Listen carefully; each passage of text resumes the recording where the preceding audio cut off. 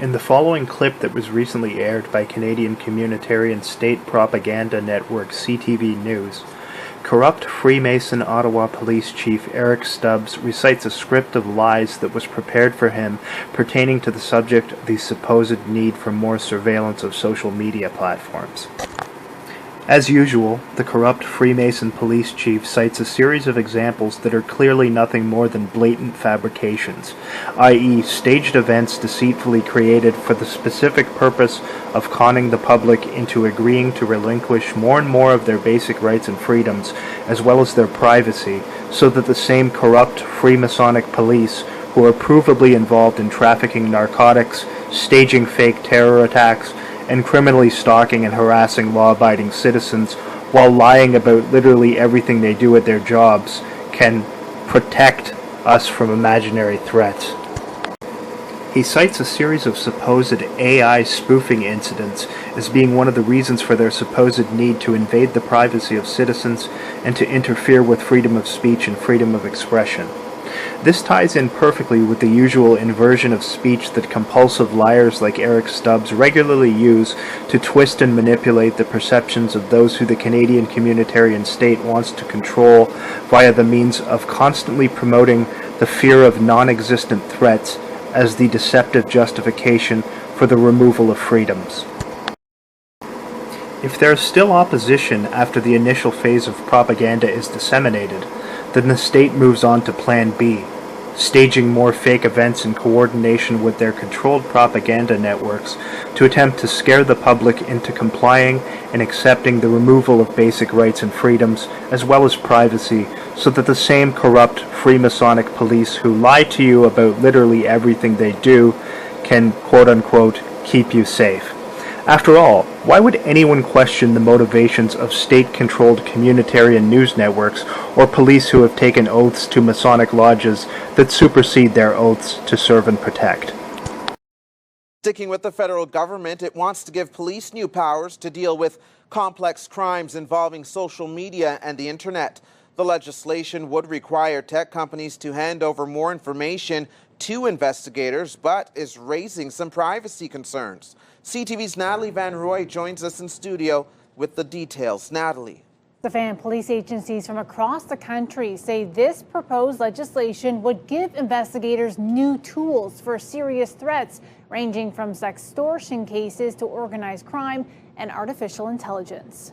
And you'll notice that they cite so-called quote-unquote sextortion and organized crime as two of the reasons that they have to be able to invade people's privacy and have social media platforms turn over all of this information about who the people are that are using their services. And ironically enough, this fits into the criteria of what they always do by inverting everything, since sextortion and organized crime are two things that the police themselves are heavily involved in. And of course, all of these organized crime organizations just seem to be able to function unimpeded, despite the fact that police have the ability to do surveillance on literally anyone and everyone with the technology they have. Yet the Hells Angels, Satan's Choice, all these satanic biker gangs, they function freely. There doesn't seem to be any issue with them. They're allowed to operate freely, despite the fact that these are organizations that even in the media have been reportedly involved in murders, drug trafficking, all sorts of things like that. Yet for some reason the police can't bring all of these organizations completely down. And if you wonder why that is, I don't think I need to tell you that the answer is obvious, that they allow them to operate, and that this deceit goes on in conjunction with the media, allowing these criminal organizations to function freely, provided that police get their cut of the drug money. And it all, of course, ties in with Freemasonry, because some of those organizations, of course, are openly satanic organizations. So you see it tying in with the Freemasonic police, ensuring that organized crime syndicates and drug dealers can operate freely. And we know for certain that they're allowing them to operate, despite the fact that the media routinely stages these fake stories claiming that they've arrested a bunch of people in these organizations. If they have the ability, first of all, to spy on anyone in their home, on law-abiding citizens to monitor me and my home, yet somehow they can't use that same technology to spy on these people, get clear evidence of what they're talking about, and bring them all down completely. We know for sure that the police are complicit in allowing these criminal organizations to operate. Police in Ottawa and across the country are dealing with increasingly complex crimes involving artificial intelligence. A female victim had AI-generated deep-fake intimate images of her posted online by an offender who used 6 separate social media accounts. Ottawapolice Chief Eric Stubbs says that case happened only months ago, and police waited weeks to get evidence. Sure, and that's definitely not something that the corrupt Freemason police would lie about to create a false justification to invade your privacy, is it? It must be true if these same police who regularly take part in staging fake events and in lying to the public continually and in enabling organized crime say that it happened. It must be true. They wouldn't fabricate something like that to try to deceitfully justify removing your rights, would they? No, of course not. It's not something that they could do by paying off a community-based agent to create this fake report that this supposedly happened, right? Sure, it must be it must be true if compulsive liar and psychopath Eric Stubbs, who lies about literally everything he says it's true. The return of the data varied from 12 days to a full 11 weeks. The team transitioned to tracking down the 5 IP sites that the offender was using.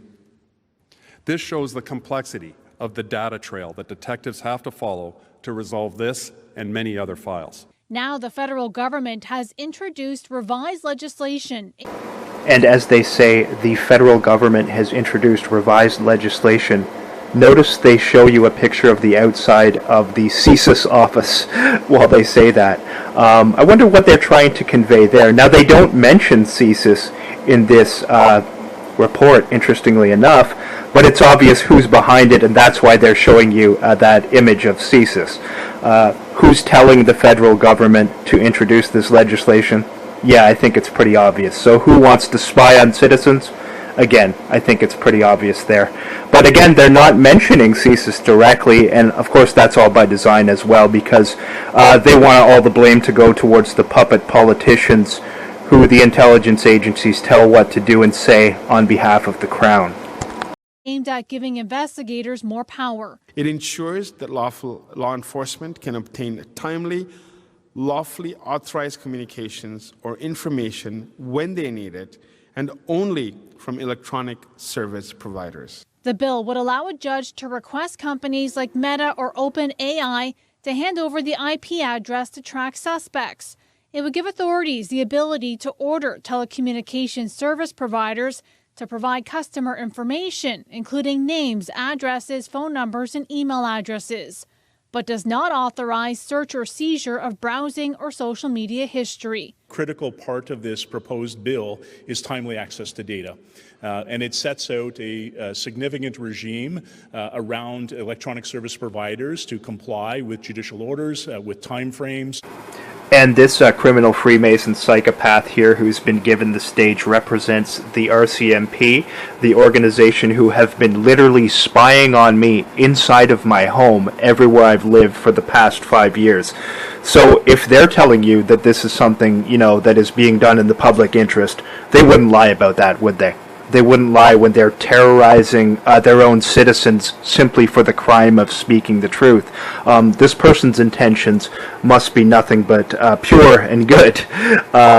So this individual here, again, represents the RCMP, and he's going to tell you that these media organizations have to hand over your personal information to him, and how they're going to push this even harder is obviously they're going to stage a bunch of fake events. So they'll set up these online stage plays with some community-based agents paid by the state to put on these acting skits to pretend that some crime occurred involving the turning over of data or something like that due to something online. Then they're going to use these fake staged events, which they've concocted, to try to further justify pushing this through, and to do it without the full consent of all of the public, because naturally some of the public are going to be against this. These people don't care. They just want to impose tyranny, and it's becoming more blatantly obvious to pretty much everyone now.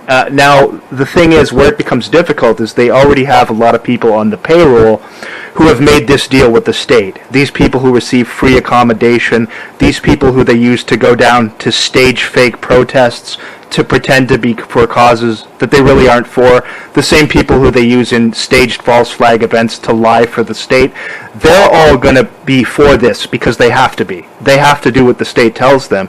So that's another way they push these nefarious agendas through, is by having all these people who the state controls, by giving them extra perks and benefits, who have signed on to become essentially community informants. They all have to go along with this. So they can make it look like it's being done with a large segment of the population, when in reality, that's not a democratic process at all. That's just using people who the state controls to push these agendas through, the same thing that would be done in a communist country. So it's all being done through deceit and inversion, and these are the methods that they use to do that.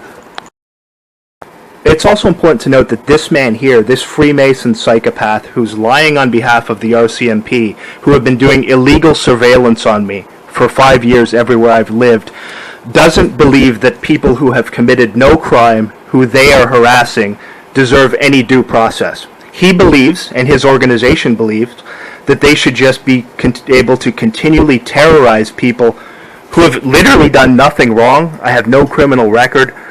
Simply for the crime of speaking the truth about police corruption.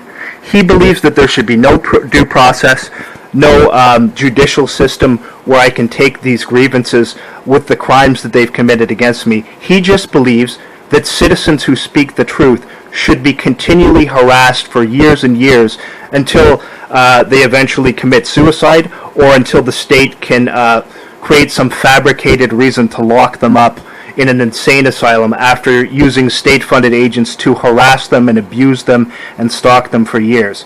So this man doesn't believe in any due process or freedom, and this is what you should look at when you look at the people who are trying to push these things through, okay? That's who he is. That's what he represents.